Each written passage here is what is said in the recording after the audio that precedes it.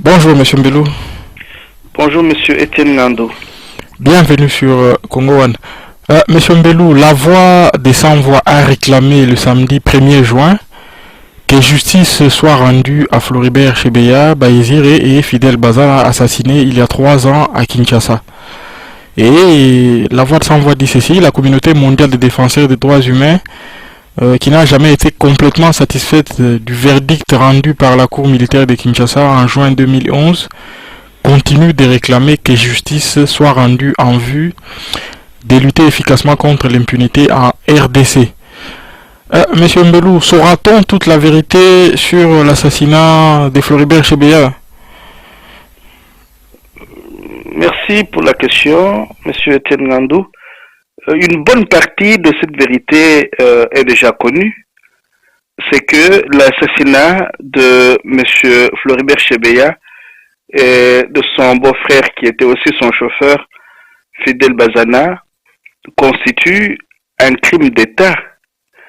Les personnes impliquées dans ce crime-là sont connues, entre autres l'ex-responsable de la police de Kinshasa, Monsieur John Numbi, qui malheureusement n'est pas interrogé par la justice jusqu'à ce jour, c'est-à-dire il n'est pas dans le box des accusés. Et on sait aussi que Monsieur John Numbi ne pouvait pas agir sans la complicité de son ami Joseph Kabila, et ces messieurs-là ne pouvaient pas agir sans qu'il y ait des complicités avec leurs amis de la sous-région des Grands Lacs africains. Notre peur aujourd'hui, c'est que au fur et à mesure que les jours passent, cet assassinat puisse tomber dans l'oubli, dans la banalité, et qu'on le passe sous silence comme on l'a fait pour bien d'autres assassinats. Rappelez-vous que Chebeya n'est pas le seul à avoir été assassiné chez nous. Il y a plusieurs journalistes, Serge Maïché, Kabungulu, Bapua Mwamba, et il y a eu même après Chebeya, Armand Tungulu. Il y a beaucoup, je dirais plusieurs compatriotes qui ont été assassinés et dont les cas n'ont pas été étudiés et jugés en profondeur jusqu'à ce jour. Si je fais allusion à ces autres assassinats, c'est pour vous dire que la justice ne sera jamais rendue sur ces assassinats-là chez nous. Pourquoi? C'est entre autres pour ceci que le système au sein duquel opère la justice chez nous est un système corrompu. C'est un système qui est entretenu par des criminels de guerre et des criminels contre l'humanité. Vous n'allez pas demander aux criminels de guerre et aux criminels contre l'humanité de juger les forfaits qu'ils ont commandité de près ou de loin. Comme je ne sais se le dire, le véritable jugement pourra être émis le jour où ce système sera renversé. Alors nous pourrons avoir des institutions convenables, idoines, à même de pouvoir juger tous ces criminels de guerre, tous ces criminels contre l'humanité et tous ces criminels économiques. L'épouse de Floribert Chebeya continue à réclamer l'inculpation du général John Numbi pour l'assassinat de son mari. Je rappelle qu'elle vit actuellement à l'étranger avec toute sa famille, plus exactement au Canada, et elle appelle les gouvernements congolais à faire en sorte que la justice soit rendue dans cette affaire. Pensez-vous qu'il y aura cette volonté politique que la justice soit rendue dans cette affaire, Monsieur Mbelou? Comme je venais de le dire, Madame Chebeya a raison de pouvoir réclamer que la justice soit rendue sur le cas de l'assassinat de son mari et que John Numbi puisse être inculpé et elle a beaucoup d'éléments qui l'aident à s'orienter dans ce sens-là. Mais, elle est aussi consciente, hein, pour avoir échangé à plusieurs reprises avec elle, je sais qu'elle est consciente que dans les conditions actuelles, avec le système que nous avons aujourd'hui au Congo, la justice ne sera jamais rendue au pays même. Hein? D'ailleurs, je ne sais pas si vous êtes au courant, certains documents ont été dérobés dans le bureau de l'avocat de M. Floribert Chebeya. Ce sont des signes qui ne mentent pas. Ce sont des signes qui ne mentent pas et les criminels de guerre et les criminels contre l'humanité ne peuvent pas scier la branche sur laquelle ils sont assis.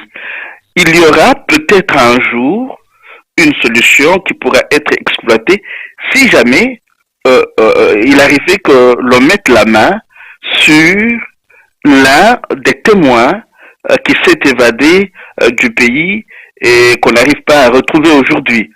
Peut-être que cette personne-là pourra, comme elle a eu à le faire avec Monsieur Thierry Michel, pourra un jour, peut-être à l'extérieur du pays, aider la famille Chebeya, aider la famille de tous les défenseurs des droits de l'homme, aider les compatriotes congolais à pouvoir connaître, en savoir davantage sur cet assassinat et puis dire tout ce qu'il sait sur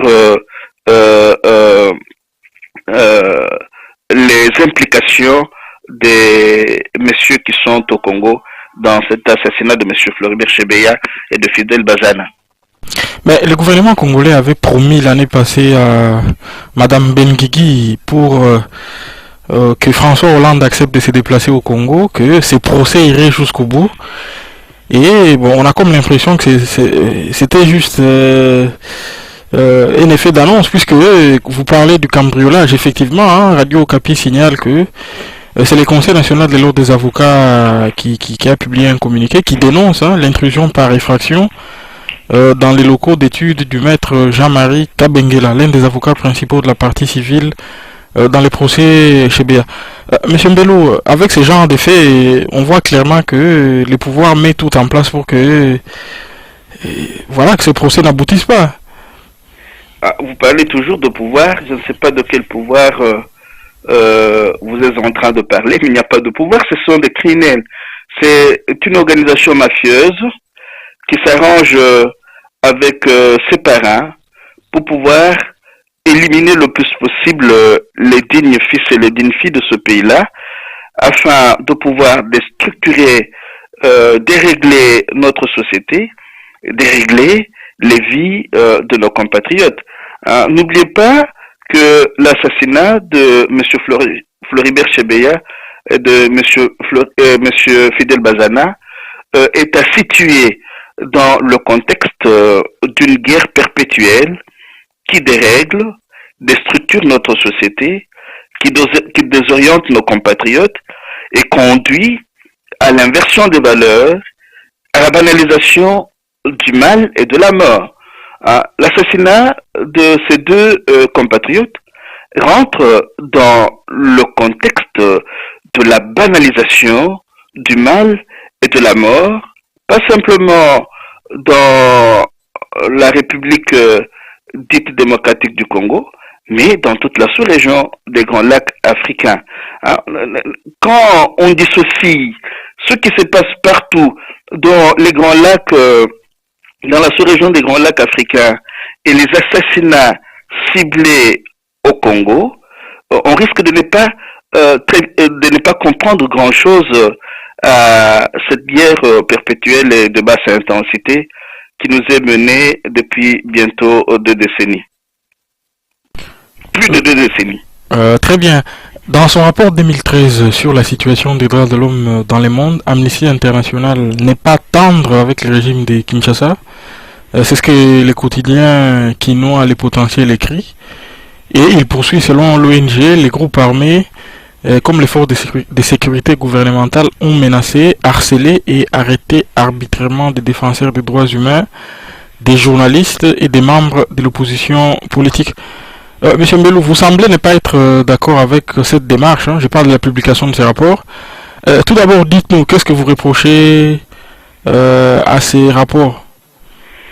Et essayez, quand vous lisez un rapport comme ça, allez, je vous en supplie, sur par exemple un site comme Investigation de Michel Collomb, tapez le nom de l'organisme qui a publié ce rapport-là et voyez qui travaille dans cet organisme-là. Souvent, ce sont les mêmes qui nous mènent la guerre, qui fabriquent les rapports, et des rapports qui nous avancent en rien. Vous parlez du rapport d'Amnesty International, mais vous avez jusqu'à ce jour, sur le site de Congo One, une image très frappante, M. Joseph Kabila, encadré par le numéro 1 de l'ONU et le numéro 1 de la Banque mondiale. Ils se donnent les mains, leurs mains s'entrelacent. Vous avez dans cette image ce qui se passe réellement dans notre pays. Par le canal de M. Joseph Kabila et son clan, l'ONU et la Banque mondiale essaient de recoloniser notre pays. Donc tous ces rapports-là ne changent rien à l'entretien de ces relations entre ce monsieur qui est encadré par le président, le secrétaire général de l'ONU et le responsable de la Banque mondiale. Nous avons des yeux, il est grand temps que nous apprenions à les ouvrir et à voir et que nous puissions lire au-delà des images qui nous sont présentées.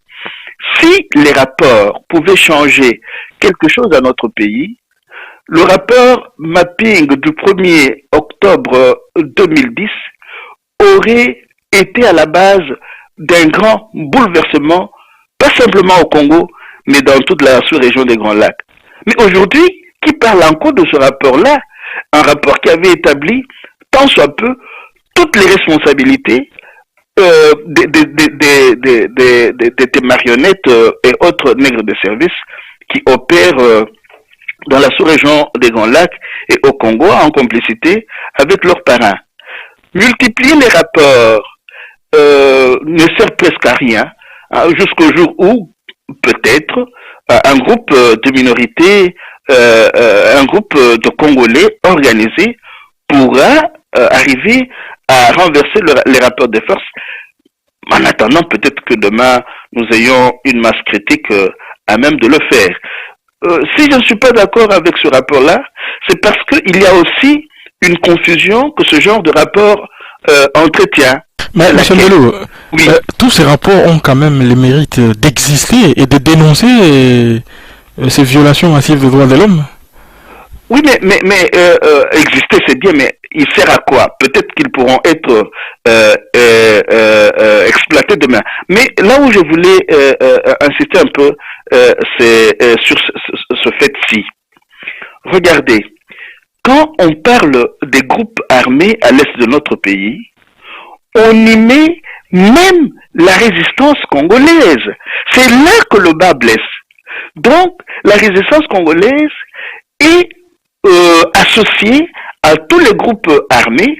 Et demain, quand on aura à combattre les groupes armés, on va aussi s'en prendre à la résistance congolaise qui, pour avoir obéi à l'article 64 de la Constitution qui gère tant bien que mal le pays jusqu'à présent, essaie de faire face aux gens qui ont usurpé le pouvoir, qui l'ont pris et qui essayent de le gérer, le pouvoir, je mets ça entre griffes, par défi. Vous voyez, c'est là l'ambiguïté du rapport.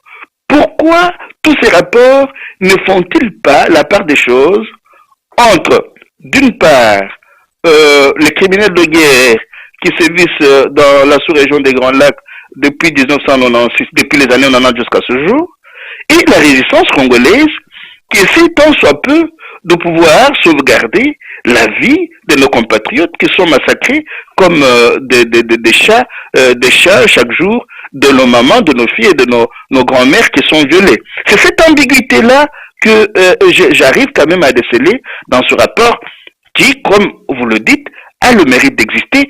Mais, combien de rapports n'a-t-on pas déjà rédigé sur la République dite démocratique du Congo? Ben, Monsieur Mbelou, le problème n'est-il pas de notre côté? Qu'est-ce que nous faisons de ces rapports quand nous les lisons? Est-ce que les Congolais ne devraient pas s'en saisir et quelle démarche devraient-ils avoir en lisant tous ces rapports qui relatent des faits qui sont... Certains sont avérés et Monsieur Étienne Ngandou, je vous renverrai à Madame Carla Del Ponte. Pourquoi est-ce que j'évoque pour la énième fois Madame Carla Del Ponte? Quand Madame Carla Del Ponte était au tribunal pénal international pour le Rwanda, et quand elle a osé essayer de juger, de chercher à juger les éléments du FPR impliqués dans les assassinats et les massacres de certains religieux rwandais, les assassinats et les massacres qu'eux-mêmes avaient reconnus, Madame Carla Del Ponte a été défenestrée du tribunal pénal international pour le Rwanda. N'oubliez pas cela. Et ce que je vous dis, vous pouvez le lire dans le livre de Madame Hartmann, Paix et Châtiment, les guerres secrètes de la politique et de la justice internationale.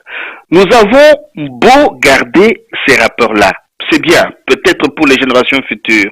Mais pour le moment, que pouvons-nous en faire dans un contexte où la justice et la politique internationale sont instrumentalisées par les élites qui nous font transnationales, qui nous font la guerre. Hein? Les utiliser, c'est aller avec ça où nous avons une cour pénale internationale de la Haye qui, elle aussi, est instrumentalisée par les vainqueurs de la Deuxième Guerre mondiale. Et cette cour-là est devenue pratiquement une cour à laquelle ne peuvent être traduites en justice et ne peuvent être traduits en justice que les Africains. Et c'est visible à l'œil nu. On croirait à cette cour-là, par exemple, si les Américains impliqués dans tous les massacres et tous les assassinats qu'ils commettent à travers le monde pouvaient aussi être un jour jugés. Mais on ne voit rien de tel. Vous voyez, même si ils ne sont pas signataires au statut créant la Cour pénale internationale, mais ils sont impliqués dans plusieurs assassinats, massacres, plusieurs guerres dites humanitaires, et ils ne sont jugés nulle part. Il y a eu quand même en Malaisie une condamnation de Tony Blair et de George Bush, mais c'est un cas rarissime. Je vous rappelle que le juge espagnol Meirelles, par exemple, a tout un dossier sur les personnes impliquées dans cette guerre de basse intensité qui est menée contre notre pays. Mais il a le dossier, il a tous les rapports, il a même des dossiers secrets sur ce qu'il y a eu chez nous. Mais jusqu'à ce jour, lui qui est un occidental n'a pas pu arrêter les personnes impliquées dans cette guerre-là. A fortiori, nous, contre qui cette guerre perpétuelle est menée, que pouvons-nous faire? Peut-être garder ces rapports pour que demain, ils puissent servir de référence, de documents, d'archives à nos enfants. Ah, très bien. Autre chose, le président tanzanien Jakaya Kikwete a salué le dimanche 26 mai à Addis Abeba les projets de la brigade d'intervention de la MONUSCO pour combattre les groupes armés dans l'est de la RDC. Et au cours d'une réunion à huis clos entre quelques chefs d'État africains, il a cependant appelé aux négociations entre Kigali et les rebelles rwandais du FDLR et Kampala avec les rebelles de l'ADF Nalu. Ce qui n'a pas du tout plu au Rwanda, dont la presse officielle a indiqué à ce sujet que Kigali ne négociera jamais avec les génocidaires Monsieur Mbelou, pourquoi cette attitude de la part de Paul Kagame, lui qui conseille Kabila de négocier avec les M23, mais lui ne veut pas se mettre autour d'une même table avec les FDLR? Euh, Revenons d'abord sur le conseil de du président tanzanien. C'est un conseil qui biaise un peu. Regardez. Dans l'entendement du président tanzanien, le M23 est une rébellion congolaise. Là, il y a un problème. Le M23 n'est pas une rébellion congolaise. Le M23 est une milice du Rwandais Paul Kagame et de son clan. Et si nous risquons, j'ai vu des commentaires, j'ai lu des commentaires sur le net, mais les commentaires qui ne font pas la part des choses, entre le fait que il est demandé à Paul Kagame de pouvoir dialoguer avec son opposition, et plus particulièrement les FDLR, et qu'on demande à M. Joseph Kabila de dialoguer lui aussi avec sa rébellion. Mais là, il y a une ambiguïté qu'il faut tout de suite lever. Il n'y a rien à négocier entre M. Joseph Kabila et le M23 parce que c'est bonnet blanc, blanc bonnet. Hein?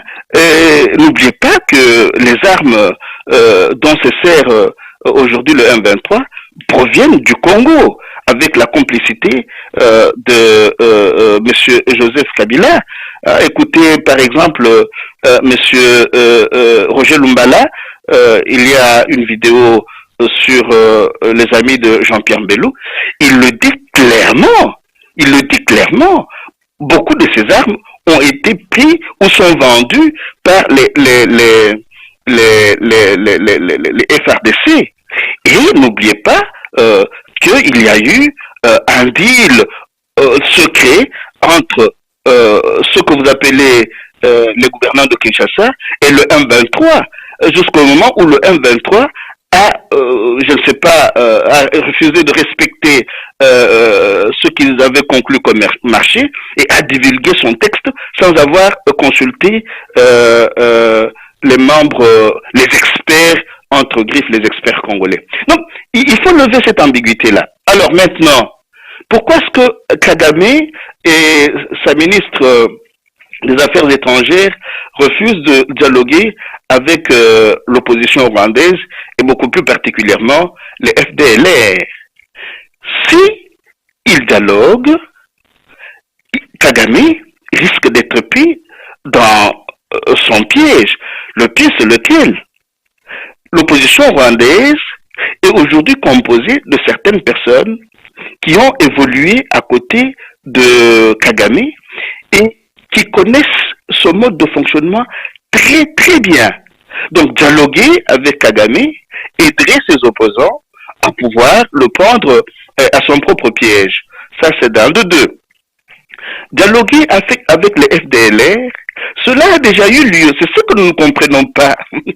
Il y a des FDLR dont Kagame se sert comme, comment dirais-je, comme subterfuge pour pouvoir revenir chez nous. Je vous ai renvoyé lors de l'une de nos émissions un extrait du livre de Charles Onana. Je pense que c'est à la page 162, c'est tueur Tutsi au cœur de la tragédie congolaise. Charles Onana cite un extrait du discours de M. Joseph Kabila, un discours au cours duquel M. Joseph Kabila dit qu'il n'y a pas un problème de FDLR chez nous, c'est le Rwanda qui veut revenir chez nous tout simplement pour des motifs économiques de déstabilisation du Congo et qu'il n'y a pas de FDLR là-bas. Et n'oubliez pas que de temps en temps, certains FDLR reconvertis ont été utilisés par M. Kagame pour pouvoir piller les matières premières du Congo. Alors, garder les FDLR chez nous, aide Kagame à trouver à tout moment un motif qui lui permet de pouvoir revenir officiellement, parce qu'officieusement, il est là et il est à l'aise chez nous. Cela d'autant plus qu'il travaille avec celui qui fait office de président de la République. Rappelez-vous qu'à plusieurs reprises, à 2 ou 3 reprises, ils sont rentrés officiellement au vu et au su de tout le monde chez nous pour chasser les FDLR. Ils sont repartis en disant qu'ils avaient été, leur capacité de nuisance avait été sérieusement amoindrie. Mais jusqu'à ce jour, de temps en temps, quand ils veulent vraiment revenir, ils vous disent, voilà, c'est le Congo qui entretient les FDLR, il faut qu'on retourne pour pouvoir les neutraliser.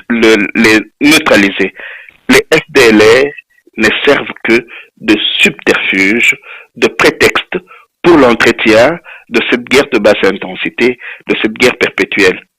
Et comme c'est une guerre dont Kagame tire des bénéfices énormes pour lui et pour ses parents, il ne peut pas chercher à y mettre fin en dialoguant. Non, ça serait scier la branche sur laquelle il est assis. Je vous rappelle que selon certaines informations, il y a au moins 17 avions qui décollent de Walikale presque chaque jour et qui viennent à Walikale, ils prennent les matières premières et ils s'en vont vers le Rwanda, vers le Kenya pour les exporter à l'extérieur. Toujours sur la même question, Museveni a par contre proposé une piste des solutions à 3 volets, c'est ce que rapportent encore les quotidiens qui noient les potentiels et qui ajoutent à y regarder de plus près, il s'agit d'une manière subtile de brouiller les cartes afin de gagner du temps et maintenir les statu quo qui prévaut dans la sous-région. Partagez-vous cette analyse? Oui, mais n'oubliez pas que M. Museveni avait été pressenti par les élites dominantes anglo-saxonnes comme président du nouveau pays qui allait émerger dans la sous-région des Grands Lacs, un nouveau pays qui aurait été composé des 10 pays de la sous-région des Grands Lacs africains. Donc, s'il accepte de dialoguer, il va trahir le projet de ses parents qui en ont fait le président de la sous-région des Grands Lacs africains. J'ai l'impression qu'à un certain moment, nous analysons la situation de notre sous-région comme si elle était une situation normale. Non, n'oublions pas que ceux qui ont décidé depuis les années 90 de pouvoir désorganiser, déstructurer, dérégler cette sous-région-là pour la remodeler n'ont pas encore renoncé à leur projet. Et ils travaillent, entre autres, avec M. Museveni. Ne nous laissons pas leurrer par les différentes rencontres d'Addis Abeba, la brigade d'intervention rapide. Qu'est-ce qu'une brigade de quelques milliers de personnes, 3 000 ou 4 000 va faire, là où les 17 000 de l'ONU n'ont rien fait, là où les 130 000 des FRDC n'ont rien fait. C'est du bluff tout ça. Très bien. Lundi 28 mai, François Mwamba, les tout nouveaux coordonnateur du mécanisme de suivi de l'accord cadre des pays d'Addis Abeba, a salué la proposition du président tanzanien. Ces derniers estiment qu'il faut une solution globale aux problèmes d'insécurité qui se posent dans la région des Grands Lacs. Monsieur Mbelou, est-il, lui François Mwamba, dans son rôle naturel par rapport à ses nouvelles responsabilités? Quelle responsabilité François Mwamba a-t-il? François Mwamba n'a aucune responsabilité. François Mwamba est placé comme figurant à cet endroit-là. Il va jouer un rôle de clown comme tous les autres l'ont fait avant lui. Il n'y a pas un problème d'insécurité. Il y a un problème de guerre de basse intensité, une guerre perpétuelle. J'ai oublié de vous dire ceci. Chaque fois que nous réfléchissons sur ce qui se passe dans notre pays, essayons aussi de voir ce qui se passe dans d'autres pays. Je ne sais pas si vous êtes en train de voir ce qui se passe en Syrie aujourd'hui. Au vu, au sud de tout le monde, la Russie a livré des armes à la Syrie. L'Iran et le Hezbollah libanais sont aux côtés de la Syrie. Pourquoi? Parce que la guerre livrée contre la Syrie est une guerre par procuration livrée contre la Russie. Et pour pouvoir contenir la Russie dans un espace où elle ne peut pas contrôler les mers et les terres, les voies par lesquelles transitent les matières premières, le gaz et le pétrole, les États-Unis voulaient s'en prendre à la Syrie, au Liban et à l'Iran. C'est pour contenir la Russie. La Russie accomplit cela et essaye d'armer la Syrie au vu et au su de tout le monde pour que cette guerre-là ne puisse pas aboutir. Mais chez nous, qu'est-ce qu'il y a eu? La France et la Belgique, qui trônaient dans la sous-région des Grands Lacs avant les années 90, y ont été chassés par les États-Unis et la Grande-Bretagne. Elles sont même devenues les alliés des États-Unis et de la Grande-Bretagne. Et aujourd'hui, ces élites-là essaient de lutter contre l'avancée de la Chine dans la sous-région des Grands Lacs en particulier et en Afrique en général.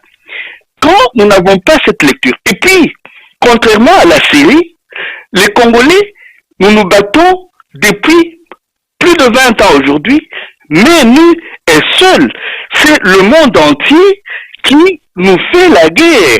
Hein, je vous rappelle le titre du livre de Charles Onana, Europe, crime et censure au Congo, les documents qui accusent.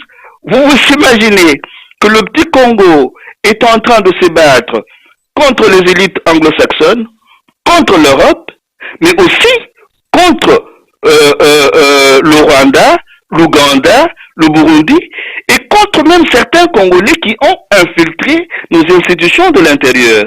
Donc, du point de vue géostratégique, nous n'avons même pas un allié sûr sur lequel nous pouvons nous appuyer pour faire face. Rappelez-vous, qu'en 1998, quand nous avons été attaqués par le Rwanda à cause du retournement de situation opéré par monsieur Laurent Désiré Kabila, comme à ce moment-là, nous avions bénéficié de l'appui de l'Angola et d'autres partenaires africains, nous avons pu tenir le coup. Mais aujourd'hui, nous sommes seuls.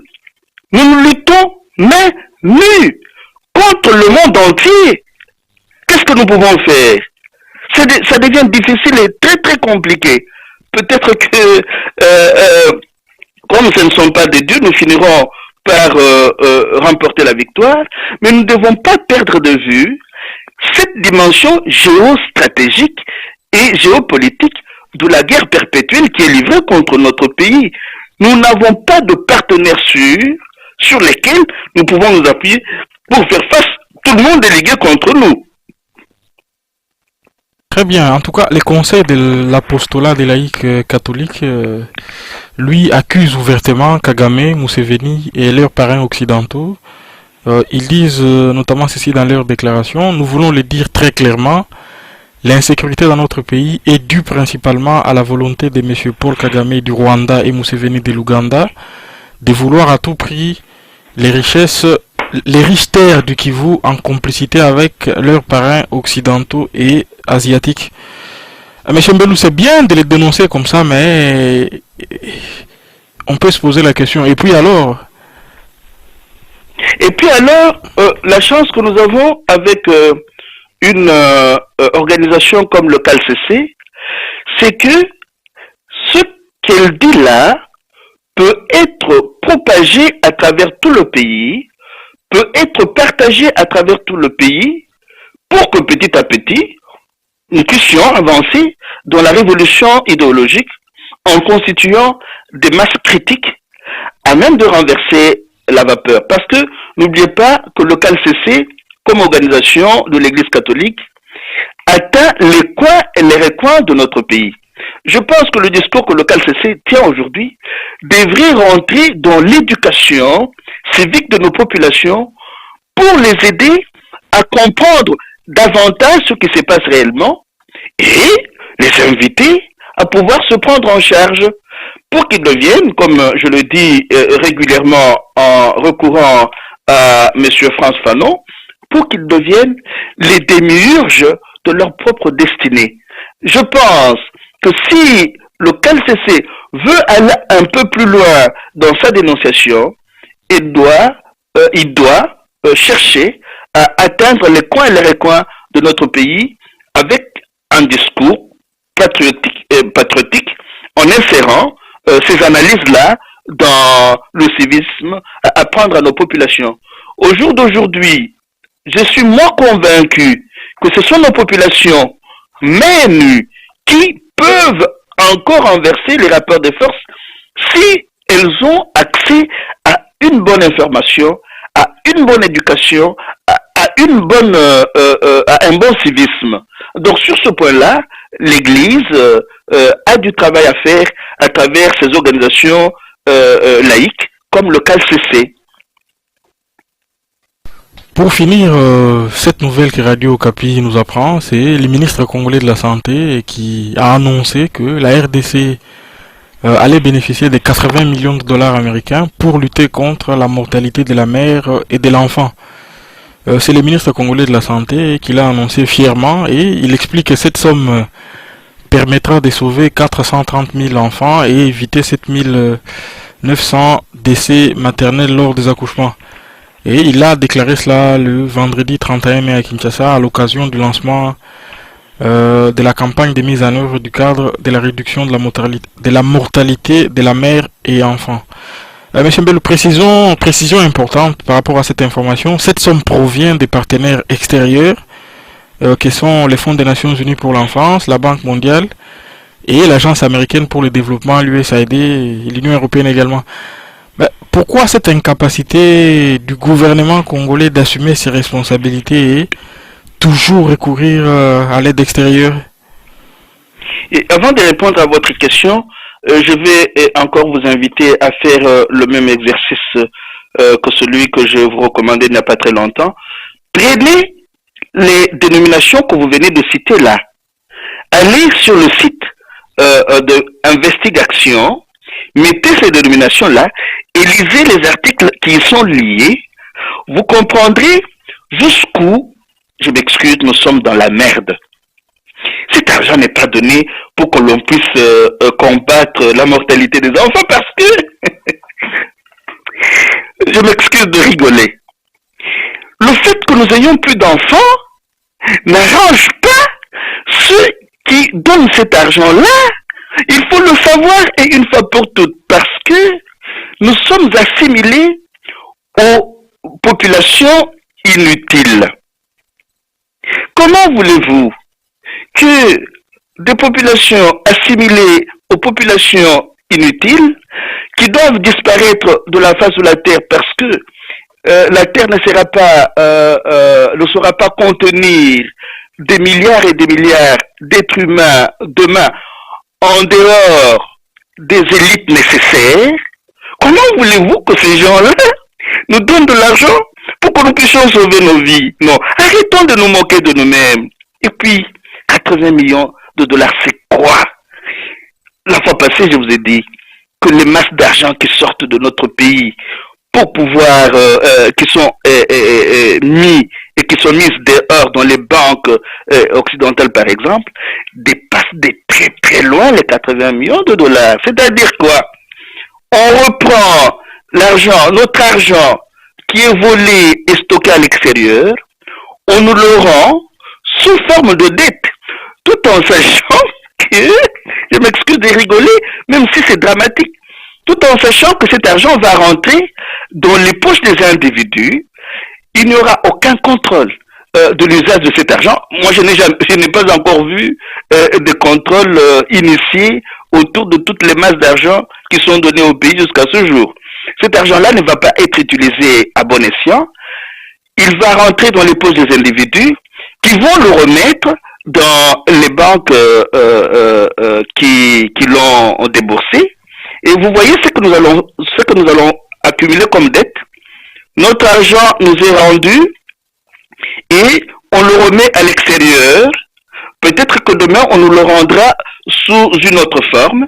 Donc, sur les mêmes sommes d'argent que nos compatriotes et leurs alliés mettent à l'extérieur, nous nous endettons Je ne sais pas si vous comprenez le phénomène, M. Tenando. Ce sont nos sommes d'argent à nous qu'on nous rend sous forme de dette, tout en sachant que ces sommes vont rentrer dans les poches des individus et qu'elles vont encore une fois être renvoyées à l'extérieur. Mais que faire alors? Donc, refuser cette aide? Mais qui va refuser? Ceux qui sont aux affaires aujourd'hui ne peuvent pas refuser cet argent parce qu'ils savent qu'ils vont s'en servir. Et ceux qui donnent savent cela. C'est pourquoi ces genres d'aides sont classifiés dans les pays qui ont compris dans les dettes odieuses. C'est une dette odieuse que nous sommes en train de contracter sous un état manqué et que nos enfants auront à payer demain. Et c'est